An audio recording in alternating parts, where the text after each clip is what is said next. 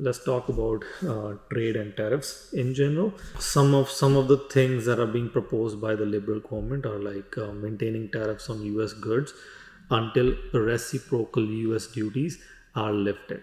There proposes a new economic and security framework with the U.S. to address trade tensions and investing $5 billion in trade diversification corridor fund to build infrastructures that supports the trade with partners outside the US. On the other side, from peers, we see a proposal towards mutual removal of Canada US trade barriers, trade tariffs, and early negotiations of USMCA. They're looking to introduce a temporary loan programs for business directly affected by the US tariffs. Your thoughts on that, Archit? My thoughts would be, why do we not have zero tariffs right now? We have a prime minister who has been a two-time governor of two different central banks. He should really be experienced. He should really know what he's doing. Why do we not have a negotiated tariff deal where we have to pay zero tariffs on all the important goods? Or the companies who are exporting their goods, why are they not able to send their goods to US where the US companies wouldn't have to pay any tariff on those? Why do we not have a good striking deal with the US where they would not come out and again implement tariffs on us in the future? Remember this, when NAFTA was being negotiated into Kuzma, there were no protections against Canada where US can come out in the future and impose tariffs again. The only reason Trump is imposing tariffs right now is because Trudeau and Trudeau's negotiating team never negotiated proper protections from the US and their tariffs against against Canada. So that is one major problem that we are seeing right now. Definitely 100%. Remember this, Sunny. Trump lifted the reciprocal tariffs for other countries for 90 days. Canada still has their tariffs. Canada still has to pay 25% tariff. Canadian companies are still suffering. Canadians are still having to pay import duties, import tariffs. We still have to pay 25% on all goods coming from the US. It's the Canadian companies who are taking the hit. And it is the Canadian citizens who are ultimately having to pay 3 times, 4 times, 5 times extra just because of really not making a lot of sense trade war between the US and Canada. And because of this, even there are some rumors for Honda to be taking their production from Canada into the US. Now, that is nothing more than a rumor. That is just a rumor because it was ultimately debunked that those claims were not true, that were originally reported by a Japanese media outlet. But 25% is a lot of levies that a person has to pay.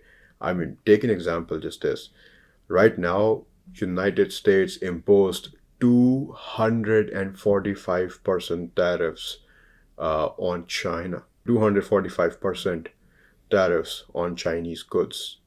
For those of you do not know how much 245% really is, for example, in Canada, we have dollar store. We have some stores, we have some retail stores that are running on a principle of charging the consumers not more than $4 for whatever they're selling. And in US, they have similar stores like Dollar Tree or counter to Dollarama stores.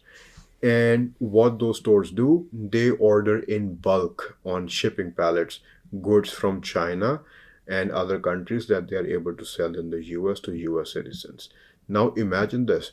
If you are a small business in US, if you have a small business that you own in the US, if you're a small business owner in the United States, and you order one shipping pallet worth of goods from China into the US. Let's say that shipping pallet, one skid, is roughly $200,000 US worth of value that you order from China into the US.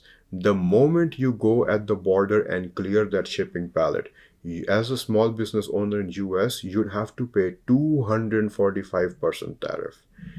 Guess how much the $200,000 shipping pallet would cost you now? Almost $650,000. $200,000 shipping pallet will cost you $650,000 to get that pallet cleared from customs. And then it's just a customs clearance. Now you have to transport that shipping pallet from the customs, from the port of entry, all the way to where your store really is. And if you are in a state where you don't have any ports, guess what? You have 10%, 15% for just the transportation charges on top of the tariff that you have. And similar case in Canada. If you are a small business in Canada that orders, for example, most of the retail stores that sell a lot of furniture and electronics, those items are coming down south of the border, from US into Canada. And when these small businesses, they go to border to clear the items, they are going to have to pay 25% tariffs. And when they pay 25% tariffs or 50% tariffs, guess what? Not only are they paying to the US person the invoice of the product that they're buying, whether it be electronics, whether be it food, whether be it furniture, they have to pay 25% extra cost, extra taxes on top of that. And what will these places do ultimately? They are going to pass on the costs to the hard-working Canadians. It's the hard-working Canadians who are being crushed because of this stupid tariff trade war between US and Canada. Doesn't really make a lot of sense. Why do we have this trade war? Why Canada has to suffer? Why Canada has to be the brunt? Why Canada has to be on the receiving side of this trade war? And remember this. It's like an ant trying to pick a fight with an elephant. Canada really cannot, in long term, Canada really cannot survive this tariff war. Remember this in 2018 when Trump imposed 15% tariffs on Canada. Auto plants, they shut down their plants, they shut down their assembly plants. Workers were out of their jobs. A person who owns a condominium in a city, let's just say he owns a 2-bedroom, 2-washroom that he purchased for $600,000. Seems like reasonable. Now he pays 20% down payment on that condominium, which would be roughly $120,000. That means he has mortgaged his condominium for $480,000. That means he has to work, he has to get an employable income, which he then has to use to pay down his mortgage every single month. Then his maintenance, then his property taxes, then his utilities. Now, if you are a person who is working in a Stellantis auto plant, if you're on the assembly line, if you're working in a General Motors auto plant, and then your employer, General Motors or Stellantis or Honda or Toyota, they come out and they say, hey, because of the tariffs, we are going to cut our workforce by half. Just like Stellantis, they came out with their decision in Ingersoll in Ontario, where they said that they would be reopening in October with 50% of the workforce. Well, guess what? If you are a person who is laid off, how are you going to be able to pay the mortgage for the next month? Either you would have to dip into your savings or you would have to take more loan just to pay off your mortgage to be in good standing with the bank. During this campaign, why did any of the leaders not come out with a plan where they can force the banks, or where they can create a program for the people, or where they can create a program for the banks where the people who are laid off because of this silly tariff trade war to be able to defer or make late payments or make payment plans for small amounts. Remember this, unemployment rate is going to go up in the coming months. Unemployment rate is going to shoot up in Canada. Canada will go into recession because of this tariff war. Even if Trump comes out and says next week he is going to remove all the tariffs, Canada, for the next 3 to 4 months at the very minimum, will go into a minor recession. That is 100%.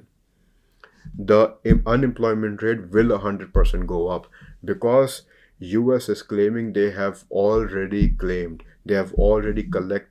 billions of dollars in tariffs in just a few weeks since the tariffs have been imposed on Canada. This is going to be a massive hit on the everyday hardworking Canadians and small business owners on whose backbone this country has been built. What are your thoughts on this, Sunny? Yeah, thoughts are the similar.